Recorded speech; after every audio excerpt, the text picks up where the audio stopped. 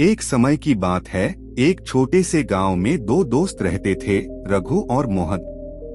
दोनों बचपन के साथी थे, लेकिन उनकी जिंदगी का रास्ता अलग अलग हो गया था। रघु बहुत गरीब था, उसके पास रोजी रोटी कमाने के लिए ज्यादा साधन नहीं थे। वह दिन रात मेहनत करता, लेकिन उसके परिवार का पेट मुश्किल से भरता। दूसरी ओर मोहन बहुत अमीर हो चुका था। उसके पास बड़े बड़े खेत, दुकानें और नौकर थे। उसकी जिंदगी आरामदायक और सुख सुविधाओं से भरी थी। एक दिन रघु और मोहन की मुलाकात गांव के चौराहे पर हुई। रघु थकाहारा और उदास दिख रहा था, जबकि मोहन चमचमाती गाड़ी में बैठा हुआ था। मोहन ने हंसते हुए कहा, अरे रघु, तुम इतने दुखी क्यों लग रहे हो? जीवन का आनंद लो। देखो मेरी जिंदगी कितनी शानदार है। सब कुछ मेरे पास है, धन, दौलत और सुख। तुम भी कोशिश करो, मेहनत करो और अमीर बनो जैसे मैं हूँ। रघु ने हंसी में थोड़ा कड़वाहट महसूस की, लेकिन उसने गहरी सांस लेते हुए जवाब दिया, मोहन, मैं मेहनत तो करता हूँ, लेकिन कभी कभी लगता है कि किस्मत मेरे साथ नहीं है। जितनी भी कोशिश करूँ, हालात वैसे ही बने रहते हैं।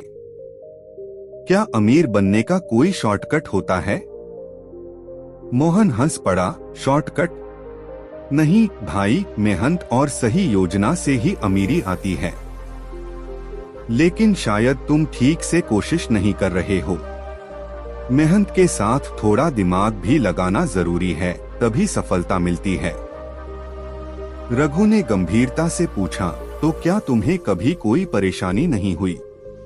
तुम हमेशा से ही इतने अमीर थे। मोहन ने थोड़ी देर सोचकर कहा, नहीं रघु, मुझे भी संघर्ष करना पड़ा। लेकिन मेरे पास संसाधन थे और मैंने सही समय पर सही निवेश किए। मेरे पिता ने मुझे जमीन दी, जो मैंने बढ़ा ली। फिर व्यापार में हाथ डाला और अब देखो कितनी तरक्की कर ली। रघु ने ध्यान से सुना, लेकिन उसे लगा कि उसकी हालत तो अलग है। उसके पास जमीन नहीं थी, कोई पैसा नहीं था कि वह व्यापार में लगाए। उसके पास बस उसकी मेहनत ही थी। पर रघु ने दुखी स्वर में कहा, मेरे पास तो कुछ भी नहीं है। मैं कहां से शुरू करूं? मोहन ने थोड़ी देर सोचा, फिर बोले, देखो रघु, मैं तुम्हें मदद कर सकता हूं, लेकिन याद रखना, मेहनत तो तुम्हें ही करनी होगी। मेरे पास एक पुराना गोदाम है, जिसमें मैं अब काम नहीं करता। तुम चाहो तो उसे किराए पर ले लो और वहां कुछ छोटा मोटा काम शुरू कर दो। हो सकता है धीरे धीरे तुम्हारा भी व्यापार बढ़ जाए। रघु को यह सुनकर थोड़ी उम्मीद जगी, लेकिन साथ ही चिंता भी हुई। किराए पर? लेकिन मेरे पास तो इतना भी पैसा नहीं है कि मैं किराया दे सकूं। कैसे संभालूंगा ये सब? वह परेशान होकर बोला। मोहन ने उसे आश्वासन दिया, चिंता मत करो, पहले महीने का किराया मैं माफ कर दूंगा। उसके बाद अगर तुम्हारा काम चलेगा तो धीरे धीरे किराया दे देना। बस अपनी पूरी मेहनत और ईमानदारी से काम करो। रघु को मोहन की बात सही लगी। उसने सोचा, यह मौका हाथ से जाने नहीं देना चाहिए। अगर मैं मेहनत करूंगा तो शायद मेरी किस्मत भी बदल जाए। और अगले ही दिन से रघु ने गोदाम में छोटा सा व्यापार शुरू किया। उसने पुराने कपड़े इकट्ठे किए और उन्हें साफ करके बेचने लगा। काम कठिन था, लेकिन रघु ने हार नहीं मानी। धीरे धीरे उसका व्यापार चलने लगा। लोग उसकी ईमानदारी और मेहनत की तारीफ करने लगे। रघु ने देखा कि अब उसकी हालत पहले से बेहतर हो रही है। हालांकि अभी भी वह मोहन की तरह अमीर नहीं हुआ था, लेकिन उसकी जिंदगी में बदलाव आने लगे थे। कुछ महीने बीतने के बाद रघु ने मोहन से मिलने का सोचा। वह खुश था कि अब वह कुछ अच्छा कर पा रहा है। उसने सोचा, अब मैं मोहन को धन्यवाद कहूंगा। उसकी मदद के बिना शायद मैं कभी भी यह सब नहीं कर पाता। लेकिन जब रघु मोहन के घर पहुंचा तो उसने देखा कि मोहन उदास बैठा है। रघु ने हैरानी से पूछा, मोहन क्या हुआ? तुम इतने परेशान क्यों हो? तुम्हारे पास तो सब कुछ है, फिर ये उदासी क्यों?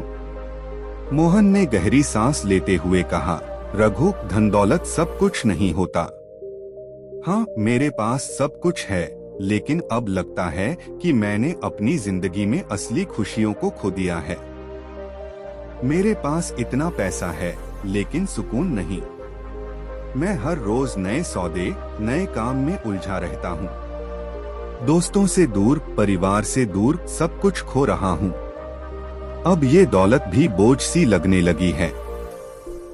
रघु ने उसकी बात सुनी और आश्चर्य से पूछा, लेकिन तुम तो हमेशा कहते थे कि दौलत ही सब कुछ है। क्या अब तुम अपनी ही बात से इनकार कर रहे हो? मोहन ने हंसते हुए लेकिन उदास स्वर में कहा, हाँ रघु, शायद मैं गलत था। दौलत जरूरी है, लेकिन सच्ची खुशी उससे नहीं आती। मैंने अपनी दौलत बढ़ाने के चक्कर में रिश्तों को, सुकून को खो दिया। और अब जब मैं ये सब वापस पाना चाहता हूँ तो मुझे लगता है कि बहुत देर हो चुकी है। रघु ने मोहन को सांत्वना देते हुए कहा, तुम्हें फिर से शुरुआत करनी होगी मोहन। जैसे तुमने मुझे मदद दी, वैसे ही अब तुम्हें अपनी जिंदगी में संतुलन लाना होगा। दौलत के साथ साथ रिश्तों और खुशी की भी कदर करनी होगी, तब जाकर तुम्हें सच्ची खुशी मिलेगी। मोहन ने उसकी बातों को ध्यान से सुना और पहली बार उसने महसूस किया कि रघु की बातें कितनी सच्ची हैं। तुम सही कह रहे हो रघु, उसने कहा, मुझे भी अब अपनी जिंदगी को नए तरीके से देखना होगा। शायद मैं दौलत के पीछे भागते भागते खुद को ही खो बैठा हूँ। इस घटना के बाद मोहन ने अपनी जिंदगी को थोड़ा सरल बनाने का फैसला किया। उसने अपने काम को थोड़ा कम किया और अपने परिवार और दोस्तों के साथ समय बिताना शुरू किया। वहीं रघु ने भी अपने व्यापार को धीरे धीरे बढ़ाया, लेकिन उसने हमेशा अपने परिवार और रिश्तों को सबसे ऊपर रखा। इस कहानी से हमें यह सीखने को मिलता है कि दौलत और गरीबी दोनों ही जीवन के दो पहलू हैं। दौलत जरूरी है, लेकिन उससे भी जरूरी है संतुलन, सुकून और रिश्तों की अहमियत।